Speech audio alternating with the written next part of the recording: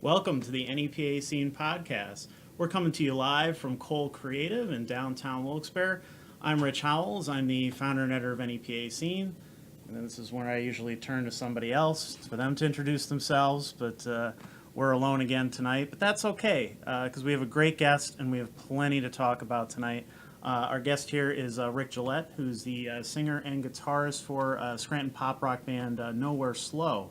So we're going to talk about the enduring long-time popularity of his band, his upcoming shows at the V Spot, including the Action for Jackson benefit for Jackson Vee, which we've talked about on the show previously.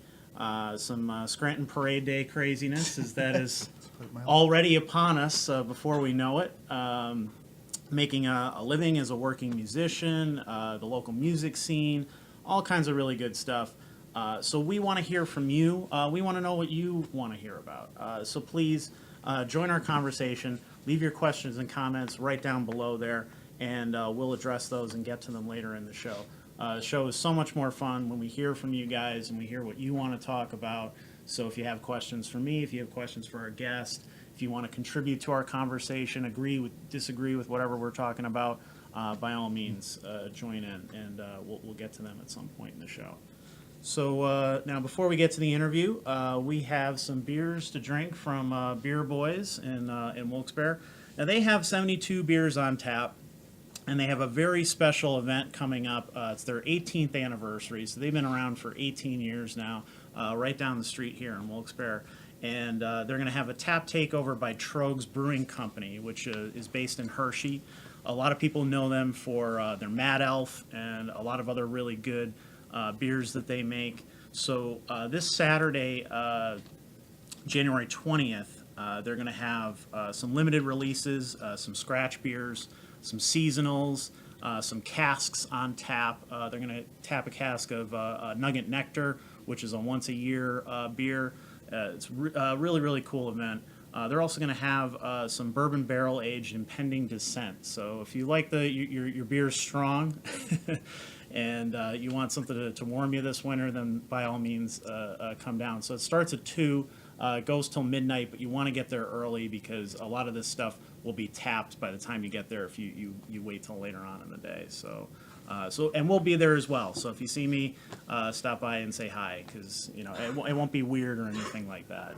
I promise. Although I had that, I was at the Kirby Center for a show, and somebody came up to me and you're like, "You're the NEPA Scene guy," and I was like, "Yeah, this is weird. I don't know what to say. Thanks for watching, I guess. I don't know. It's weird to get recognized because I'm more of a behind the scenes guy, except for when we do this. So." But we have 3 beers from Tröegs tonight to try in advance. We have the Nugget Nectar that I was just talking about, the Sunshine Pills, and Mad Elf from 2016. So this one's been aging for a year. Which one would you like to try first? You know what? You pick. Go right down the line, I guess, huh? Yeah. I'm actually a huge fan of the Mad Elf. I try to get it every year, and I actually missed it last year. This past year I got it, but the year before I waited too long on it and I couldn't get it. So we'll start off strong with the Mad Elf, because I think that's like I believe it's 11%. It's around 11 or almost 12. So that's So going to for be a slurring 20 minutes in, we'll away. Mm-hmm.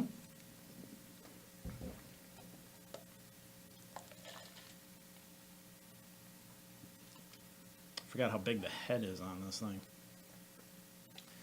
There you go, Thanks, sir. sir.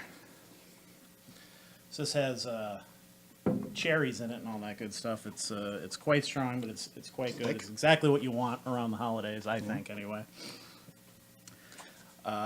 We also want to give a shout out to our other sponsor, who actually ties into a lot of the things we're going to be talking about tonight, the V Spot. Now, they have one of the biggest, most popular bars in Northeast PA, so I don't have to tell you too much about them. But they have live entertainment every night of the week. This week they have the Village Idiots on Thursday, Sue's on Friday. Great band. Their singer Adam McKinley has played there a bunch of times, but this is the first time I think that Sue's is actually playing there as a full band and everything. Doubting Thomas is going to be there on Saturday. I think they're making their debut there as well. and karaoke with DJ Huff on Sunday. They also have the fundraiser coming up next Sunday, January 28th, for Jackson Vee, who everybody knows him as a local musician. He's done so much for the community. He does so many charity events and benefits and all that kind of stuff. So it's about high time that everybody gets together and does something for him. And, he recently had some health issues. We actually invited him on the show. He could not come on because of those health issues. So I didn't want to, we didn't want to put him through that, having to make him drive all the way up here and everything. But we definitely want to shout out to him, and hopefully at some point he will be able to join us for an interview, because I'm sure he's got a million stories to tell. But he has, the event is 3 different venues. It's V-Spot, Waldo's Tavern, and Morgan'Z Pub. They're all in Scranton. They're all going to be hosting music throughout the day.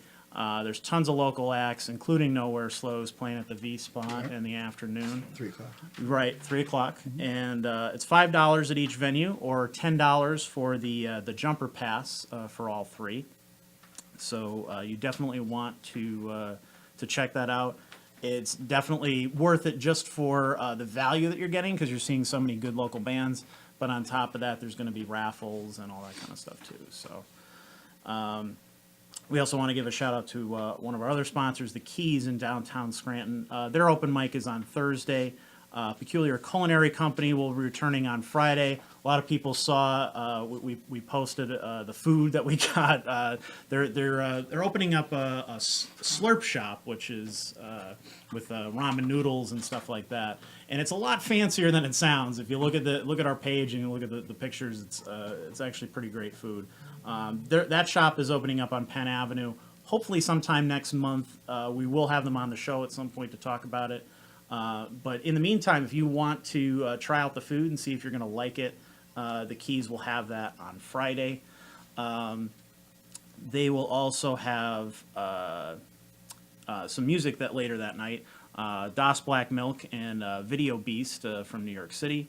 And Saturday night, they'll have the Feels, who came up in a very close second place at the NEPA Scene Rising Talent Finals last month at the V-Spot.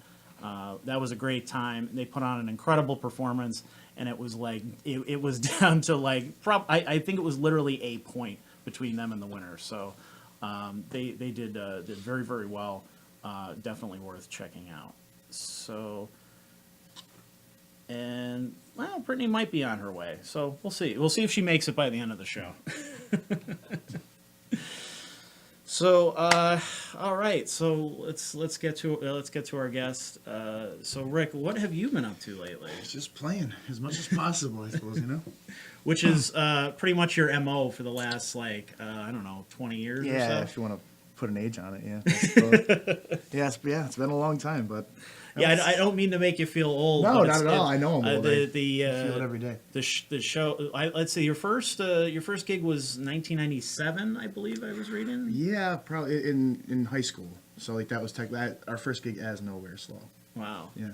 So, tell us a little bit about how the whole band began. Me and my cousin, we just wanted to play music. I think as a lot of teenagers do, and we kind of just started a band and practiced in our garage all the time. And then, like you said, in high school, we decided to try a show at our high school, and that's how it started. And from there, we just kept building that. Added a bass player, and through the years, it just progressed that way. How was that first show? Awful, I'm assuming. if I'm glad there wasn't cell phone recorders back then.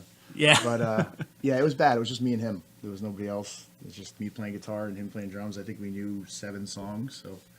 All my friends came to the auditorium that night, and we sold tickets for like $10, and we played our 7 songs, and then we thought we were the best, and we went home.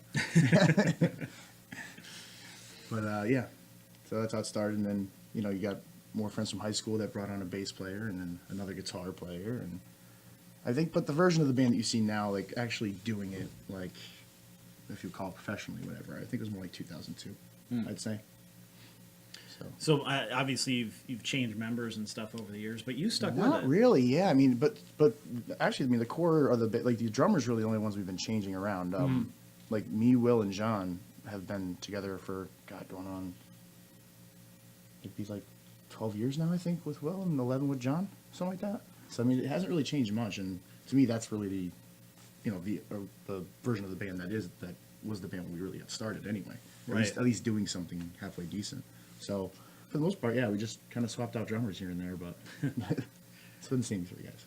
So what made you want to stick with it? I mean, most people I think would even if they love it, eventually they give it up after so long. Yeah, I don't know.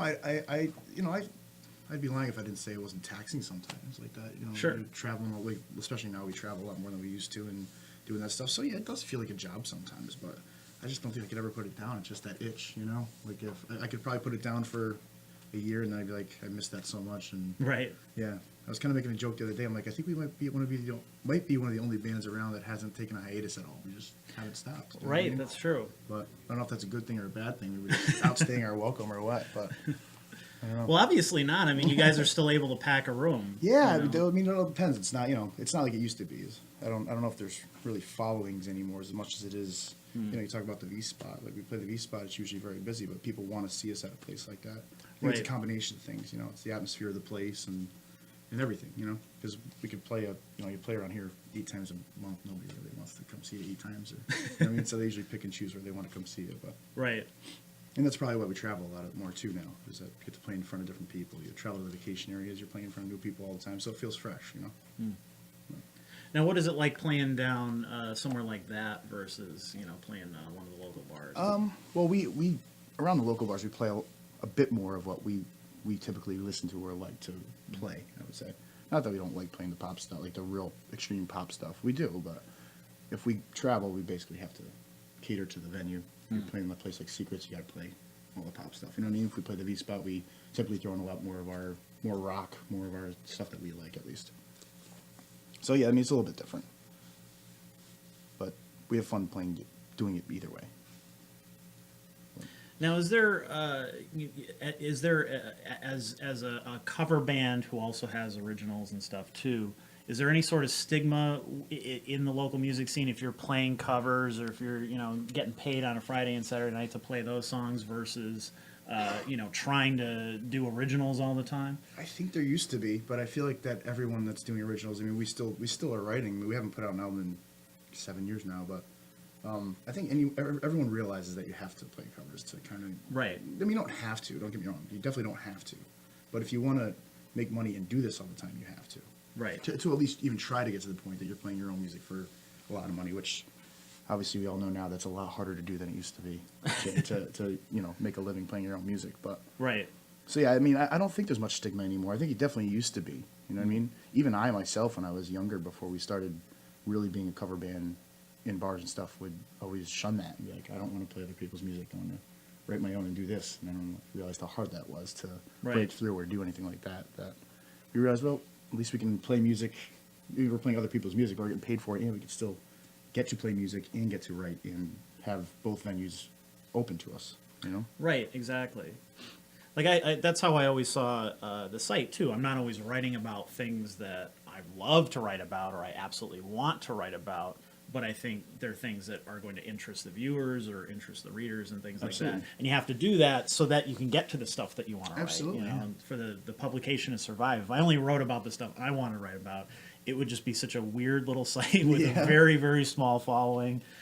Would all be stuff like our Cult Corner guy who he does all like cult horror movies and stuff like Right. that. So I would do like a lot of weird shit like that, a lot of comic book stuff and things like that. And there's just so many other people doing that kind of stuff right now that it's really hard to stand out. To break through, yeah. From what everybody else is doing too, because about 10 other guys have already talked about it before you and stuff like that. No, absolutely.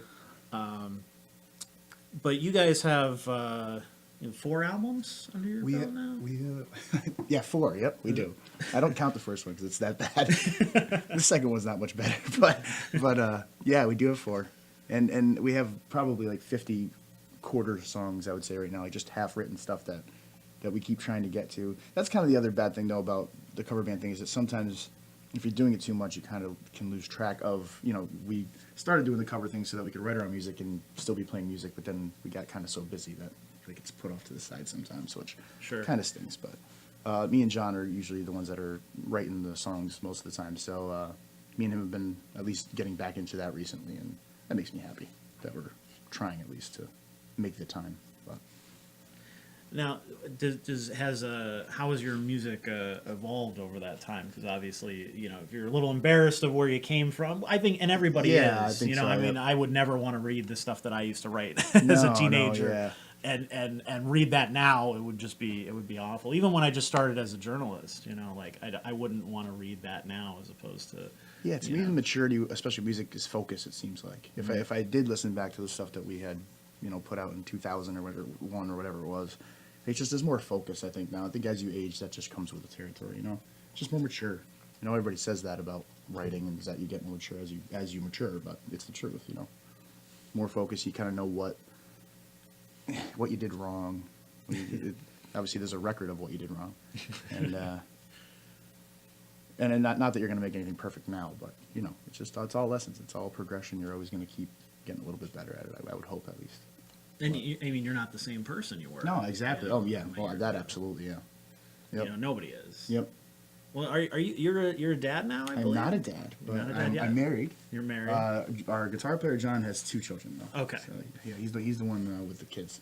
So a couple of you get, you know, you've started families, you're married, Yep. that kind of thing. That probably changes your And it perspective a definitely lot comes too. out when you're writing too. Yeah, it absolutely does. Yeah, it definitely does. Just in general, like there's not, you know, having teenage angst and wanting to write about that kind of stuff versus Yeah. being a married guy at home in bed, you know, on a Monday night watching TV is a little different story. Right. But That's why, you know, I feel bad for the you know, not that I should feel bad for millionaires or anything, but you know, you feel bad for guys like Green Day, you know, who you know, their seminal albums are Yeah, all it was about, all- you know, yeah. living with my parents' basement and shit like Absolutely, that. yeah. And now they're all, you know, older, they got families, they got kids, and they still have to sing those songs because people are going to shit on them if they don't. Absolutely, you know? yeah. And I mean, they write more mature stuff now, and people take it with, you know, some people really like it, and some people are like, I wish they'd do that old stuff, and it's like, Yeah. why? I don't know. remember- Would you really want that? yeah, I remember Tom DeLonge from Blink-182 saying that when they rejoined, that he didn't want to sing those songs, and I'm like, hey, I get his point on that. I'm not a big Tom DeLonge fan or anything, but like, Sure. I remember when they were trying to get the band back together, and just seeing an interview randomly about when you go into the. I was on YouTube, and you know how YouTube goes. You start with one video, and all of a sudden you're way off. Yeah, you're down the And, rabbit hole. He just said like, I can't see myself singing songs about going on a first date right now. I'm like, yeah, that makes sense. I can see not wanting to sing that when you're in your late 30s or early 40s. It makes sense. Right, but- right. Yeah, so yeah, it definitely changes. It's unfortunate though with bands like that. Like I actually still would like to hear Green Day singing about that stuff too. So I get it. You know what I mean? I get why people want to hear that. It makes sense. Sure. Yeah. I mean, if I pay a ticket to a show, I want to hear, you know, I want to hear these what made me, certain what made me things. love that. Yep. Right, Yep. exactly. Absolutely. So how do you develop you know, as a cover band? I'm sure you're taking new, you know, old songs out and putting new songs in and stuff like that. So is it something where you're listening to the radio and you're picking up what people are listening to, or is it just stuff that you guys want to play personally? Or It's definitely not. Stuff that we don't want to play personally. Just to be honest with you, is probably 15% of what we're doing. But it's not that we're not enjoying it. It's not like Right. It's just not something I would put in my car. Yeah. When I'm driving, but as long like we always say is if we can do this song well, we're gonna have fun doing it. That's basically what it is. You know what I mean? So if you can do it with actual conviction, it's worth doing. But stuff on the radio today is hard to cover. I mean, especially for us because we don't, we're a 4-piece. We don't have keyboards and stuff like that. So we typically try to lean towards doing the nostalgia '90s rock stuff. And we still do like Bruno Mars. We'll still do some of the stuff that comes out, like the Maroon 5, like stuff like that. But a lot of the stuff that's coming out is still synth anymore. It's hard to, unless you just change the style of it, it's hard to. Right, because I mean, you have to do it. adapt with the sound, so Exactly. that it's still recognizable. Yeah, in absolutely, in some way, you can't play it maybe the exact same way, but Right, exactly. And some of these songs are so synth and studio driven that when I see bands doing them, it's like, it just doesn't sound. I mean, even the own artist isn't most of the time doing them either. It's just a track behind them, but. right. I'm like, even like just seeing them, like you can't, like at least with guitar music, I don't, again, dating myself, back in my day, the music was, but Yeah. but it's just, when we play stuff from the 90s, it seems like that's like the new 80s and people like that stuff now. And so that's my favorite part of our set now is whenever we're, like our set seems to go into, we digress. We always start with the pop stuff from now, and like our first set, we digress into the 90s and stuff and get a little bit heavier and more rock. And that's my favorite, just because more emotion, and the crowd always feeds off that though. Even you know, younger kids that are out at the bar, the 21-year-olds, they still love that stuff too. So it's a Right. good time for 90s in my opinion. But yeah, we're always, you know, we're always looking at what's out, what's popular, what we can do, what we can pull off with, you know, like what will sound good and what will not. And if we can't do it, we won't do it. If we can, we will. But that's pretty much how we do it. You know what? One of a lot of our audience ends up being a lot of the artists themselves and people like, you know, who are really into the scene and go out regularly. So I always try to ask people for some advice in some form or another. You've probably learned a lot over the last, you know, 2 decades in terms of what to do and what not to do. How do you make a successful band? How do you stick around for 20 years doing stuff that you love and you care about and sticking with it?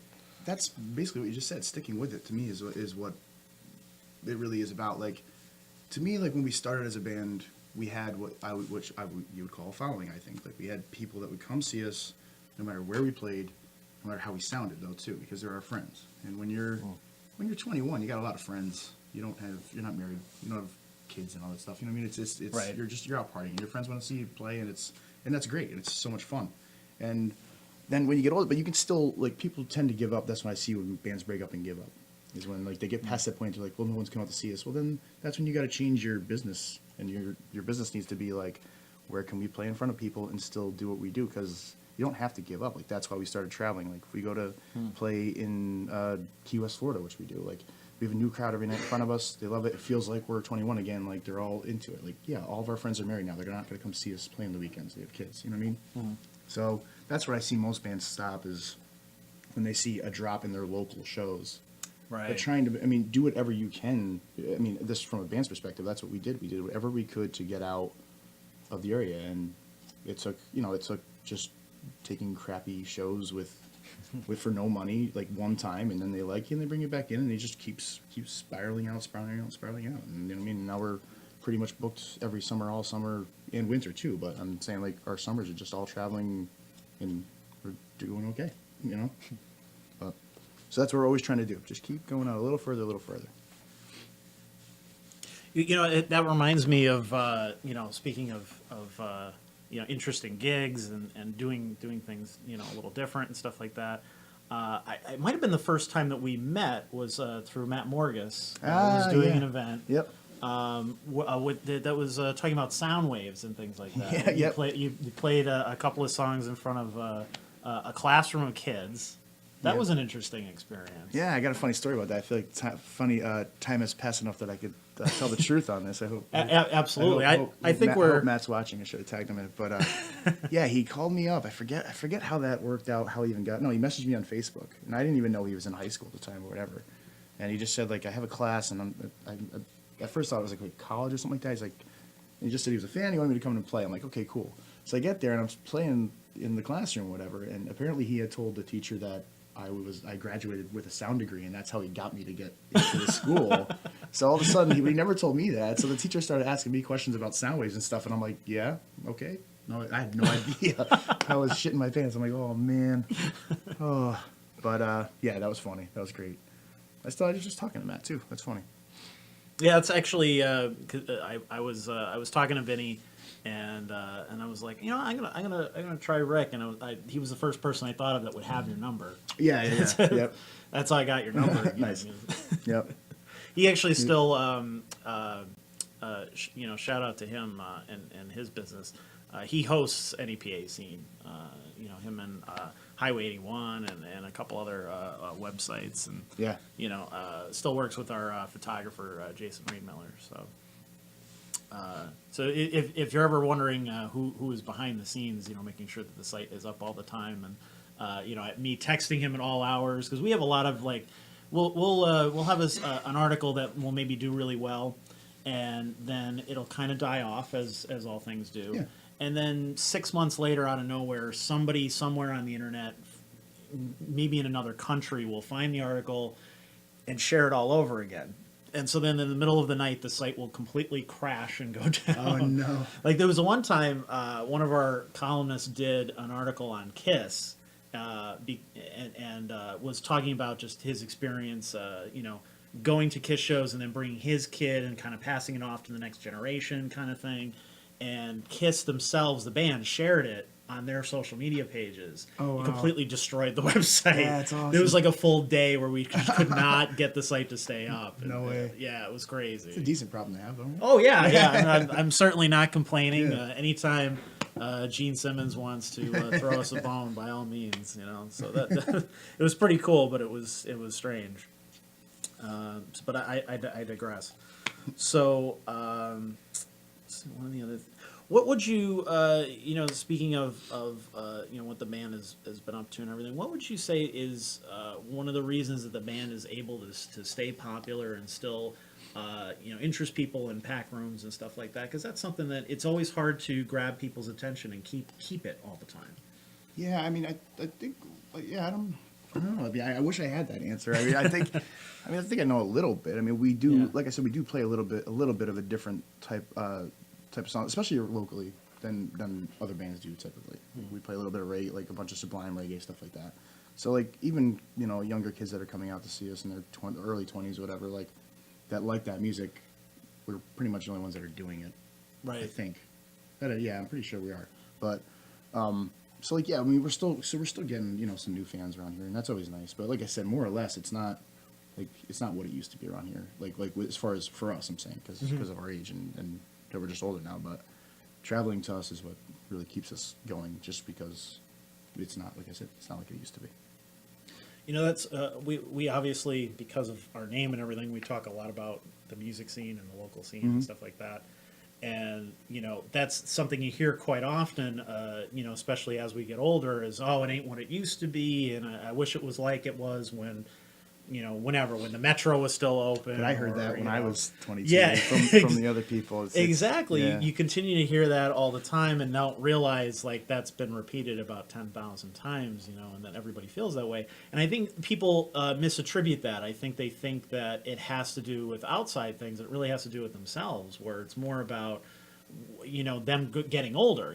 Oh, absolutely. If you don't go out as much anymore and you work full time and you're not going to shows, then the scene is going to seem kind of lame and stupid, and I don't need that because you're not in it. Yeah, because you're not in it. You're not there all the time. Absolutely. So of course you can easily dismiss. The bands that you used to listen to. Maybe they broke up and moved on and stuff. So you're like, oh well, this new stuff can't be any good, without actually going to find out if it's any good. Exactly. Yep.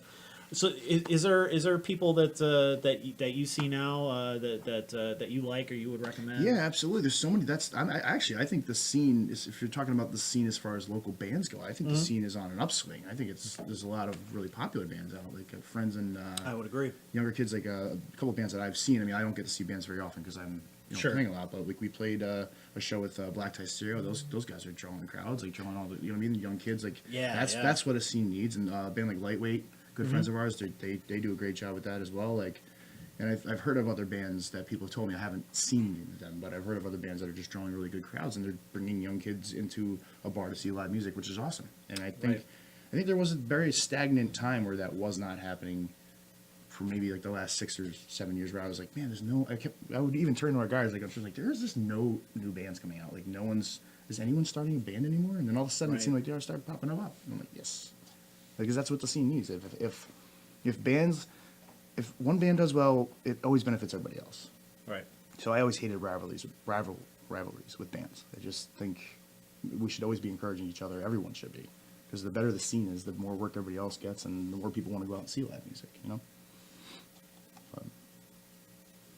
But yeah, that's something we've talked about a lot on the show is people trying to compete with the other guy as opposed to lifting them up and stuff like that. Yeah, I mean, positive competition is good. You know what I mean? Like, if you're saying like, oh, they put that into their show, I'm going to try to do one up them. You know what I mean? Yeah, one up each other in a competitive way that benefits you both. But I don't typically like the talking down that, and that's rare that I hear it. Don't get me wrong, I rarely hear bands bashing other bands or anything like that. But back in the day, I heard it a lot more. When we started, it seemed like everybody was bashing everyone. I was like, man, everyone hates everyone. But no, nowadays everyone seems to be on the same page, which is nice. What would you say are some of the major things that you've seen that have changed? That you can definitely say have changed or evolved or whatever over the last. Well, I mean, clubs are definitely smaller. There is still less bands, in my opinion, that are still trying to do it, but I do think that's on an upswing. I don't know. I've noticed that venues want bands to play longer shows, which is one thing that I've always thought was a little bit not the best idea, but because it always seems like it's, it used to be 3 hour shows and it's 4 hours and 4.5 hour shows. Like that seems to have been a thing. And I mean, I don't run a bar. I can't vouch to say that it's not a way, but I just feel like if you're dragging something out too long, you're dragging it thin. Like when we started playing, like our first gigs were at Tinks, like when we really started making money doing it, and it was 2 sets, like 2 1-hour sets, and it was, you started at 11, you ended at 2, and that was it. But everybody knew that was the time to be. They had a happy hour, it ended at 11, and then the band started, and then you played till 2, and then that was it. But now it's like you don't. I don't know. I just feel like it's a little bit too much to have 4.5 hour shows and stuff like that. Oh yeah, sure. Take that last swig. Don't mean to interrupt you. Oh no, not at all. But yeah, I mean that's changed. Shows are definitely longer. I feel like it's with the casinos and stuff. There's a lot more corporate stuff that it's when we started it was just all bars. It was just all corner bars and clubs. Now it just seems like it's all. I mean, at least if you're trying to make money, it's more corporate stuff. You know what I mean? That as well. I think those opportunities can be, good and bad too. Oh yeah, yeah. It's. I mean, things are always going to change no matter what. You can't stop that. So you just got to evolve with it or quit. I mean, I don't know what else you can do. But as long as there's something to go to, then you can just modify your plans and you'll be fine. What were some of the best gigs that you guys have ever done? Best gigs? Yeah. Just something that stands out. Doesn't have to necessarily be, the biggest crowd or anything like that. Just something that. I mean, our most memorable things we've done is definitely Key West. It's a brutal gig. You're down there for 7 days. You play every night of the week. You play. So there's no vacation. No, and it's not. Yeah, it's not a vacation. You play 90-minute sets, 2 of them, and they're really long sets, and it's hot in there. The air conditioning's not good. Like it's a big club. It's called Sloppy Joe's on Duval, but yeah, you play every single night. But there was always good memories. I mean, we'd get done playing. The bars were open until 4, so of course we'd go out and have drinks, and it's a cool place to be. The atmosphere is great and stuff like that. But we just have great memories from those gigs. It's very tough, but I think every time I want to look back on pictures of the band and stuff, it's always go back to Key West because there's always just funny stuff that we would do, especially when you're together for 7 days, so you tend to have a lot more stories. Yeah, I mean, are the crowds different down there? Yeah, I mean it's always packed. Like it's always busy. People are very drunk. But for the most part, there's not like a lot of fights. It's not rowdy. We've done it 4 or 5 times, I think, and I think I saw one fight. Like, so people are generally in a good mood, and they want to talk to you, and they want, we've had a lot of Facebook likes from people when we would do those trips, we'd get 100, 200 more likes. You know what I mean? So people are, when people are on vacation, they're happy, so they're going to be happy to do things. So playing in front of a vacation crowd is the crowd you want to play in front of. You know what I mean? No matter where it is, because they're there to have a good time. They're going out to have a good time. You know what I mean? Right. Whereas and we've had some of my favorite shows. Actually, most of my favorite shows are always local shows. But people aren't always going out to have a good time locally or to just see you. They might just end up there. But if you're on vacation, we're going out to have a good time. They're actively trying to have a good time. You know what I mean? Right. So it's always fun shows. Hey, Mr. Intern, you want to grab one of these? You want to grab these for Gerard and our cameraman? I don't want to hog all the good beer. We're drinking some Nugget Nectar. What do you think of this one? I like it. I just started getting into more of this style of beer. I was always a pretty, as my friends would say, a wimpy drinker. I drink Michelob Ultra pomegranate beers and stuff like that. So they'd always make fun of me. But I'm starting to get more and more, get my palate's changing a little as I get older. So. Right. Well, Beer Boys is a good place to do that. Yeah, absolutely. Not to sound like an advertisement. No, absolutely. Those guys, you'll show up and you'll be like, I don't know what I like, and they'll be able to figure out, work absolutely. with whatever your palate is, or I've tried this. Well, here's a better version of that. Like that kind of thing. This is fantastic. Give me baby steps up. Right. From my Miller Lite, and our bass player is actually a big connoisseur of beer. He has the whole Tapped Out app, and okay. I couldn't even tell you how many. I'm getting a call. how many he has, but he's always, everywhere we go, he's always trying some different type of beer and taking his picture. I don't know. Do you know what that is? That Yeah. I've been lazy with that. We are on Untapped, but Untapped. That's what it is. Yeah, I've been lazy tapped with out. That's the fighting thing, right? Whatever.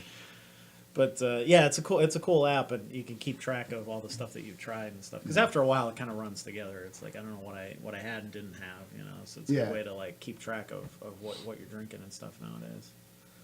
So, all right. So we talked about best gigs. What are some of the worst gigs, or maybe gigs where you walked in, you're like you think you were getting one thing and you got another. I've heard a lot of those stories. Yeah, I think the worst gig I ever had, which is funny, was a wedding we played in New York, which was just so bizarre. Like we played like probably 10 or 12 weddings a year.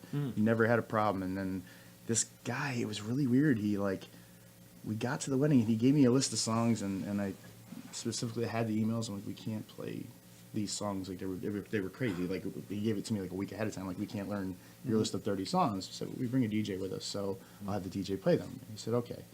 And I gave him the list of our songs. I'm like, this is the songs that we're doing. He's like, okay, no problem. And then he gave me the thing, and then he chose all these songs on it that weren't going to go over well. So you're just like, you don't play these at a wedding, but that's fine, whatever. Like, I gave him our entire master list, and he chose songs, and I looked at it, and I'm just like, well, I'll just sprinkle these in throughout where I can. And we were 3 songs in. The whole dance floor was packed. Everyone was having a great time, and we got off the set, and he was just really angry with me, and he's just like, you didn't play my songs. I'm like, yeah, we played those 2. I said, we'll play more next day. He's like, no, you're supposed to play them like right. Oh, I put them right in order.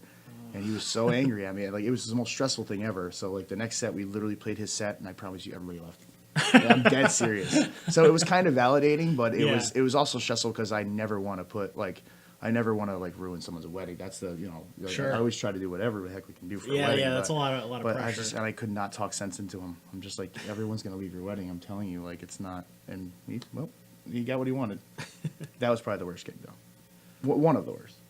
No, I've been at those weddings where the DJ does not listen. Yep. And has an idea of what they think is popular or whatever, and it's like, you don't. You don't. Yep. It doesn't work. Yep. Don't fight what people are requesting. Just, absolutely. Yep. Do what people want and move on. But it's even more pressure as a band because you got to play those songs and you got to know what the songs are. You can't have just somebody walk up to you and be like, play the song, and you might not know it or be well versed in it. Yep. Absolutely. We obviously want to talk about the upcoming shows, the V Spot. Yeah. Now you guys have just a regular show coming up next week. Yeah, I think it's the 26th. I want to say. Yeah, I think so. Next Friday or Saturday? 26th. Yeah. And it's our drummer's birthday too. So we're gonna be so. Oh, well, happy birthday to him! Yeah, right. At least he's doing something that he likes on his birthday. Yeah, yeah. Exactly. Nobody likes to work on their birthday, but But yeah, so that's the only thing that's gonna be special. We just got to make sure he doesn't get too many shots down. He was already worried about it. Yeah. Yeah. Yeah, if the drummer's off, then everybody. Yeah. He's kind of the engine. So we've dealt with it. We can deal. You guys are veterans by this point. Yeah. I think we played in all states of mind. Yeah. Yeah. So and then we have the Jackson Vee benefit. Yes, absolutely. Which is going to be a really cool show. Yeah. It's awesome. You've probably met Jackson Vee. I'm good friends. Yeah, I'm good. So can you talk a little bit about your relationship with Jackson? Yeah, I mean, we're not, we don't talk on the phone all the time. I'm not saying, sure. but we're, when we see each other out, we always have great conversations. We're friends, and he's done so much. Like, I'm sure if he counted every benefit he's done, it's probably got to be in the hundreds. You know what I mean? And, right. And so it's just so nice that that everyone's going to do this for him. I mean, I can't imagine what the medical bills would be, and I'm a musician. I know the insurance plans aren't the best, so or not existent, or just not there.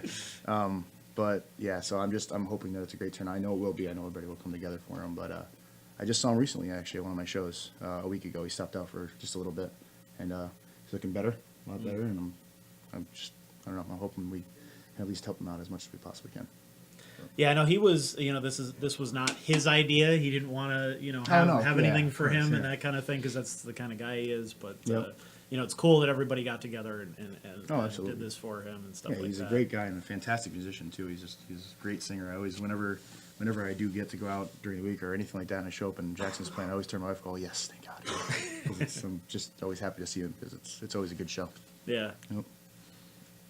Now, we want to talk about Parade Day. Sure. Because you can't, especially as a band that does what you guys do. Yeah. You can't avoid Parade. No, you can't. It's, what is it like playing that type of show where, it's very, very clearly, people want music. They're there for music, but they're obviously there to drink their faces off and that kind of thing. So I'm sure it's quite different from your typical gig. It is. I like the relationship that we have with the Radisson that we've been doing for years and years and years. I love it, because it's just us, and I don't mean that as being like I don't want to play with another band. It's not that. Sure. It's just that when we first when Parade Day, I think one of our first gigs was Parade Day, believe it or not, like at Tinks and upstairs. But you're chronically changing equipment out, and they would do it on like rotations where it'd be like you'd play one set and then you'd have 3-hour break. You come back and play again, 3-hour break, and it just would go on all day, and you'd be there for 15 hours or something like that. Right. And just chronically rotating equipment, resetting up, and doing all that stuff. So that was the nightmare to me, and that was always the case if you had to be. That's the type of day that there's so many people around that you don't want to be moving equipment around. Like you just want to be stationary. So the relationship that we have with them is great. It's just because we basically play 2 full shows in one day is what we do for Parade Day. But it's just us, and we just set our stuff up, and it stays there, and so we become. Parade Day in itself has become such a learning experience that we've had to develop our own system to getting through it. You know what I mean? But right. I'm never not super sore the next day. It always puts a beating on my voice and all that. Yeah. But at the Radisson, it's great. It's spacious. We have don't get me wrong, there's tons of drunk people. There's plenty of stories I have about that. But there's never much issue. It's always people are just having fun. Sometimes there's always going to be a fight, but for the most part, I mean, yeah, they're drunk, but I mean, it's high energy. They're there to have a good time as well. It almost feels more like a vacation area show, like a Key West show. You know what I mean? Just with thousands of people, thousands of drunk people dressed in green. But I love it. It's one of those type of shows that I wish my body could go through not having to go on break. As weird as that sounds. Yeah. 'Cause you think you'd want to take a break, but to me, the break makes it worse because you do this hour set and it's all high energy and there's thousands of people singing back to you and it feels really good. And you take a half-hour break and you're like, I can't go up and do that again now. And then you get back up there and all the energy comes back and you're like, this is great. And then you got to take a break. That's that. But I mean, you need the breaks. Obviously, you'll die. But yeah, it's a lot of up and downs. There's a lot of sleeping the next day. Yeah. This past one was so tough with the weather though. That it was. The weather really did hurt. It was so. I can't believe we got through it. It was so bad. Our guitars were going out of tune because we were trying to stand in front of the heater, and oh man, it was brutal. We were outside for 6 hours playing in that. I think it was 27 degrees, 26 degrees. Never want to do that again. The only saving grace of that was when I went on a cruise the next day, like the actual next day. Oh, that's nice. So I didn't feel too bad for myself the next day. Right. Have you dealt with have you seen any of those crazy things that you always hear about Parade Day? You always see people with uploading cell phone videos of crazy stuff going on. Have you been witness to any of that kind of thing on Parade Day? Yeah, sure. We saw there was a girl, we didn't realize it at the time, she jumped on stage, and I mean, I typically don't like people on stage, not to be mean to anybody, but it's just, we have thousands of dollars worth of equipment up there, and it's always nerve-wracking to me. I'm kind of a nervous person with that type of stuff. Yeah. I always feel like they're going to step or break something or whatever. But so typically with the Radisson, we have cages, and most of the time no one comes up and bothers us. It's not a big deal. But this girl jumped up on stage, and she was dancing, and I looked over and I'm like, it's not that big of a deal. She's just dancing. It was almost 50 of her friends would come up and ruin the stage, but she was off to the side. She wasn't doing anything wrong.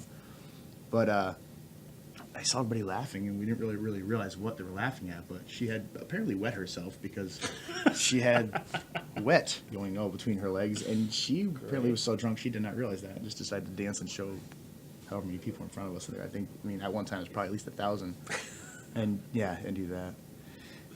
I was part of my own bad Parade Day story. Yeah. We were, there was one year where we didn't do the Radisson. We switched back. This has to be probably 6-7 years ago now. But we were playing a hardware bar, it was at the time, and we were on the main stage playing with Drop Dead Sexy, a Philly band that we're friends with. And so it was that scenario that I was telling you about, how you'd swap in and out, but it was just us with them going back and forth. So we kept all of our equipment on stage, and like they would play, we'd get up immediately and play, they would play, and we just did it like that. And they were ending the night. So by the end of the night, they called me up to sing Sugar We're Going Down by Fall Out Boy with them. And I'm singing it, and the crowd's really into it, and I'm having a great time. And I know I'm like, well, my set's done, my parade day's over, like I'm free, I've done my work. Right. And everybody's going nuts. I'm like, this is great. I sing the song, and like we're all having energy. The band's having a great time. And I'm like, there's so many people. I'm like, something went in my brain. I'm gonna stage dive. So I jumped up on the ego box. I jumped and I turned around like this, and no one caught me. I hit the ground so hard. Oh man. I'll never forget it too. And I'm like, oh. And I'm just like sitting there, just so embarrassed. And then I stand back up, and I just see the band on stage looking at me, and the one guy from the band goes, "He's okay." Oh man, that was bad. But yeah, besides that, just the typical parade day stuff. People peeing everywhere and sex in not places you're supposed to have sex in, and all that stuff. Yeah. There's no shortage of that stuff. Yeah. Oh boy, it's not Scranton's finest moments. Certainly not. So let's take some questions or comments from the audience. Mr. Popko, who's been absent the last couple shows, he'll be back hopefully next week on the show. His wife had a kid, so he gets a pass. Unlike Brittany, who's just a slacker. And he says, what do you like about playing solo shows like Hops and Barley's every Tuesday as compared to the full band shows? I like it. I would compare that to even the duo shows that me and John do too. Like it's when me and John do a duo show or I do a solo show, like we play totally different things than we play with the band. And I'm not saying that as if I like one or the other better, but it's just so nice to have it's a diversity to play something different and to.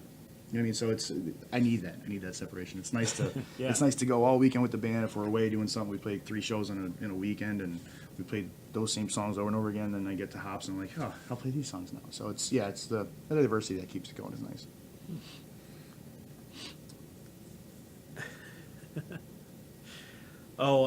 Matt Kester. Oh no. Who is a drummer for the band as well. He asked Vinny if he could teach me how to pour a proper beer. Well, to be fair, Mr. Kester, I do know how to pour a proper beer. I also have about 20 things going on when I'm the only host. So I have to. I have my questions in a separate email thing. I have to pull up the comments separately, which sometimes do not always show up because Facebook is wonderful like that. I've got about 20 things going on other than pouring beer. Not my top fucking priority personally. He's actually playing piano with his feet right now. You can't see it. So maybe you are multi-talented and could do that stuff. He's not. I Trust cannot. me, he can only do the drums. Let's see.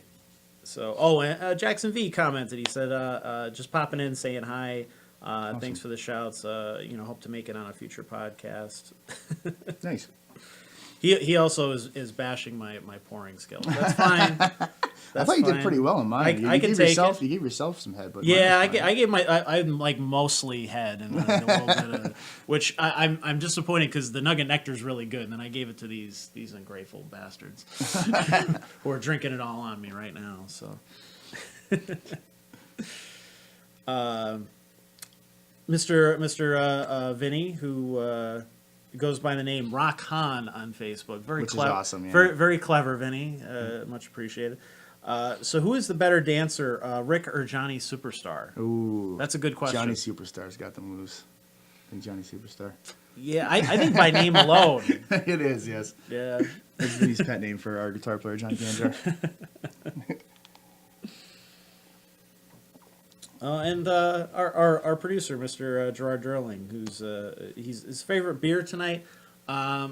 I'm personally I'm a huge Mad Elf fan, so I love that. But the Nugget Nectar is really getting to me. Actually, I have one more, the Sunshine Pills, if you want to. Yeah, I'll have a little bit. Yeah, want to drink a little bit of that last one. I think that was just his cue, like, hey, you should open up this other one. And give it another shot. I'll try to. Right before you said your favorite one being the nectar one. Oh, okay. Yeah, no, the Nugget Nectar is amazing. That's actually one of the ones that they're going to feature from a cask at Beer Boys, so that's going to be a really good one. Oh, nice. See, you tilt the glass to the side, That was a and good you one. pour it. I know how to do I think this you always shit. do better for me than you do for yourself. Yeah, for some reason I keep getting a lot of the. I'm going to keep this for now. You guys can get the ass end of it. I did have a couple more, and then we'll let you go for tonight. The one that what's next for you? You said you were working on some new music. That's what I really want to do. We want to always expand our shows, our cover shows too. But Yeah. my real goal for this year is to really work on that. Just get another album out. It's been I feel like we're taking longer than Guns N' Roses at this point. So and I hope it'll be a little better than Chinese Democracy, but we'll see. Oh God, it's got to be. But, That's not high expectations to live up to. But yeah, that's really my goal. We the bookings that are coming in, we're doing a lot of the shows that we've been doing, but I'm happy about that. We're going back to Myrtle Beach this summer, which we haven't done in like 3 years, which is really cool. We played at the House of Blues down there for an entire week, and that's a really nice, cool gig. We played on like an outside, real cool stage. So yeah, we got a lot of the same bookings, but I'm happy about that because I really do want to concentrate on doing an album, writing songs. Now, how do you think these songs are shaping up as compared to stuff that you've I done like in it. the past? Like I said, they're very much in infant phases. We have I might have 3 or 4 that are pretty much complete, but I think like I said before, I think it sounds like us, and I don't think that'll ever go away because it is us. Yeah. But it is more mature. You know what I mean? Like just stretching our legs a little, and I actually don't even know if I want to say what it is yet because I don't even know myself. You know what I'm saying? 'Cause Right. It could take a total turn because Yeah. there's such tiny little ideas right now. It could take a turn that I wouldn't even realize. I'm not saying we're going to become a death metal band or anything, but yeah, That'd be pretty great. It would be- it'd be different, yeah. I'd like to see you guys in corpse paint. would. Well, I originally wanted to be in a punk band, but then I realized I had like the voice of like a 12-year-old girl, so I had to switch to pop. But Yeah, I don't want to. I hate to. I try to say, if we're introducing a band on the show or we're doing an article about them. I'm guilty of it, even though personally I don't like to put labels on stuff. Yeah. But you want to give people a general idea of Yeah. what they're getting into or what they're listening to, or if you're putting it in a headline, you want to this is my kind of music, so I'm going to read this, that type of thing. Absolutely, yeah. A lot of time, that's the one thing I want to say about the band's name too. You guys got in at a very early time when all the good band names weren't taken yet. yeah, right. Nowhere Slow is a great band Well, name. thank you. You would not believe if I could go back in time, I would change it in a heartbeat. Really? Because people have the toughest time spelling Nowhere. I have never. it blows my mind. It's not like it's not like our band is like some crazy like periodic table element that you can't pronounce. Right. It's the word Nowhere, and everyone separates it. Or we've seen Now Here Slow. Like you would not even believe it. I get excited now when I see somebody write Nowhere as one word. It blows my mind. It literally blows my mind. Oh, wow. Yeah, it's. I mean, I like the name. It's fine, but we Sure. actually got it from a Bloodhound Gang song. Oh, okay. Yeah, we were in the car like in high school, and we're trying to figure out a band name, and I picked up a CD, and the last song was called "Going Nowhere Slow," and I'm like, "Nowhere Slow," and that was it. I was 15 years old, but yeah, so much trouble with it. I still like the name, like I'm fine with it, but Sure. the spelling thing is such a problem. Yeah, there's very few names or decisions that you come up with at 15 that you still want to deal with. Yeah, exactly. Yeah. Years later. I look back at some of the screen names and things that I've chosen over the years, and I'm like, did I think that was cool Yeah. or what? Yeah, absolutely. So to have a band name that exists this long, too. Yeah, exactly. You know, a lot of yeah. people, I think, also will try to, they'll get sick of playing a certain style or a certain genre or whatever, Yep. and they switch it up. They'll try a new band, New band name and everything, new yeah. band name, the whole 9 yards and stuff. But you guys have been able to stick it out with. Yeah, I'm happy. I mean, I'm pretty proud of that. I do like that we can still, do it under that name. I never had an urge to change it or do anything like that. So it's because as long as the way I put it is, if we can keep making baby steps forward, it's okay. Right. I mean, as long as you're not going back or getting stale, it's just, even if it's a little step, it's fine with me. Just, you know what I mean? It's super not, it's not super committable either, where it's like, our name is Cannibal Corpse. Yes, exactly. And we must play stuff that fits in that forever. Yeah. We can't do a love song as Cannibal Corpse. I mean, unfortunately, I always have to do the fake laugh whenever somebody says, "Oh, you're going nowhere fast." And we, ha ha ha. It's like I only heard that once, but so yeah. I mean, there is a little bit of downsides to it, but Sure. but it could be worse. You're right. But yeah, I mean, you got in early, because now I think we're definitely. I see some of the band names coming out now, especially in like the indie rock and some of the hipster rock kind of stuff. Yep. Where I'm just like, God damn it, that is the worst band name I've ever heard. Well, eventually we're gonna run out, right? I mean, I don't know. It's got to happen sometime. Yeah, there's only so many things, only so many words in Yeah. the English language, So is there, we touched on this a little bit, but is there any goals you have in the future? Not just maybe the near future, but the foreseeable future, down the road that you feel like maybe you haven't accomplished yet, but you'd really like to, or something you'd like to get to at some point. Yeah, I mean, goal-wise, oddly enough, like I said, I mean, it really is kind of the same answer as the last one, just because I really, like, the thing I felt like that we've kind of put to the side and have not given enough attention is the original stuff. I think that's 100% my goal. I mean, like, I don't mean this in kind of any kind of bragging way, but I'm saying, like, Sure. as far as the cover thing goes, I think we've done everything we've done everything we sought to do. You know what I mean? Like, we always said when we were 20, we're like, we got to play Tinks. And we played Tinks. You know what I mean? And we did that. Now it's like, let's play Secrets. Now we're at Secrets all the time. And it's like, we got to travel down there and do this. And then we've done that. And I'm like, there's only, I mean, and I like it. I'll never stop. I'm not saying that's getting stale or anything. I'm saying, okay, we've done that. Like, let's try to do something a little different. Like, I always just want to keep moving a little bit forward. That's all. That's all I really, you know what I mean? And that's probably one of the secrets to your longevity is being able to take those steps bit by bit, not jumping head on into something. And then Yeah, like, that's kind of how man, we. Yeah, we're not gigantic risk takers. I will say that, but maybe that's a bad thing. But it could be a good thing too. you know, we're not gonna throw our houses for sale and take a bus and try to tour the country or anything. But But you could always, there's so many good bands that come through here that that you could open for too. oh, absolutely, that yeah, even- we've done that too. even We've done a too. bunch of that, and I like that, and I would definitely continue to do that. Is there anybody on your list that you'd like to open for? We've maybe? done Cartel. We've done. We did like the side stage for John Mayer, like the montage side stage. I don't know if you call that opening for anybody. I'm trying to think what else we did. Quiet Drive. Actually, Matt Mortis put that show together for Rett Syndrome. That was neat. I'm trying to think, there has to be other ones. Oh, we did Rusted Root. We did Direct. That was Direct too. That ended up being really cool. And I think that's it. Those guys. But seem yeah, cool. like, they were really nice people. Yep. And they let us do direct opening, which was nice. Like it felt more real to me at least. You know what I mean? Yeah, Like it was yeah. just like, if you're like third in line and stuff. You're not, banished to some side Yeah, stage. exactly, like yeah, that, yeah. that kind of thing. Yeah, They- literally it was they do awesome to and a lot Rusted of Root. other I bands. thought, yeah. it was neat. That's pretty cool. Yeah.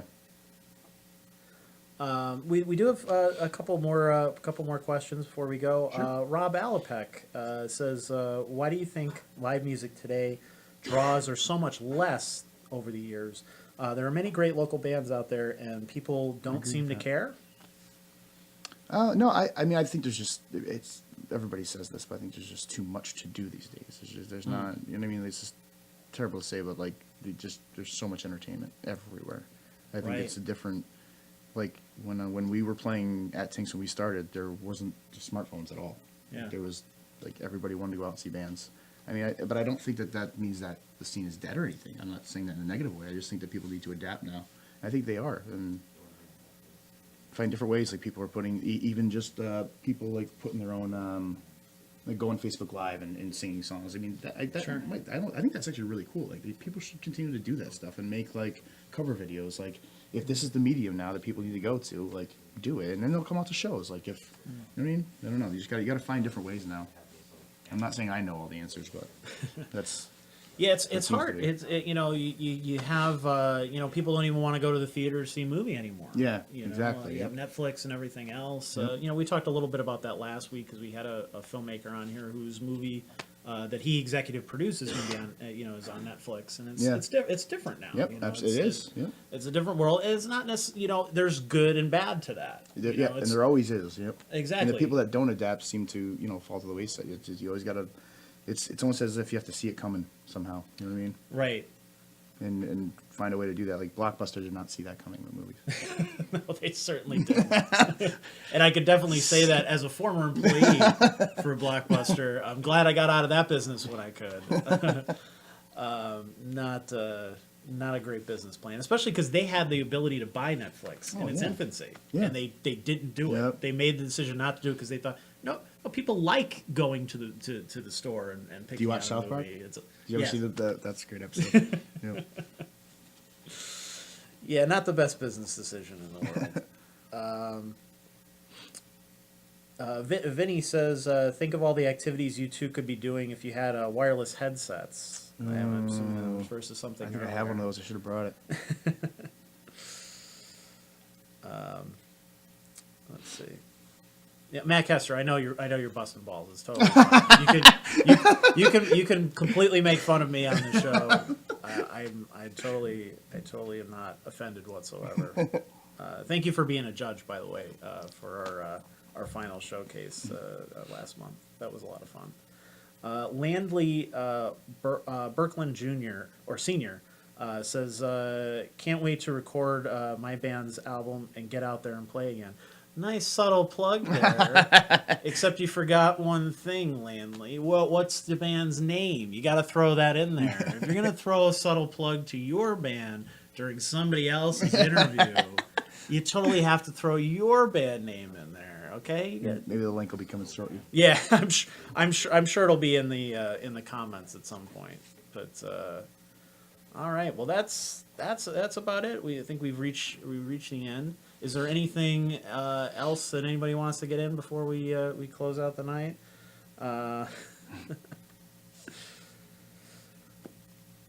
No, No hate, no nothing. no, fair enough. Yeah. All right then. Everybody seemed to enjoy themselves. I had a great time. Thank you for having me. Yeah, absolutely. This one, I'm not sure is, to be honest, because we always try to be honest with our reviews. The Sunshine Pills, it's not bad. It's more of like if you're a Miller Lite guy. I was just going or, to say, this is my favorite. you're a Bud Light guy, whatever, and you want to transition into this stuff, this might be the good way to Yeah. do it. You start out with something that tastes a little more along those lines, and then you get into Yep. the stuff that's a little bit more flavorful or more interesting. This one might be the one to do it. Sunshine Pills. I guess my palate has changed enough now that I'm like, I don't know about this one, but other people might really, really dig this one. This one's more of a kind of a smooth, simple. Yeah, I definitely agree. Not bad, though. Not bad. So, again, thank you so much for tuning in tonight. We had a lot of fun. Thank you, Rick, for doing Thank this you for as having well. This was a good time and lots of useful information.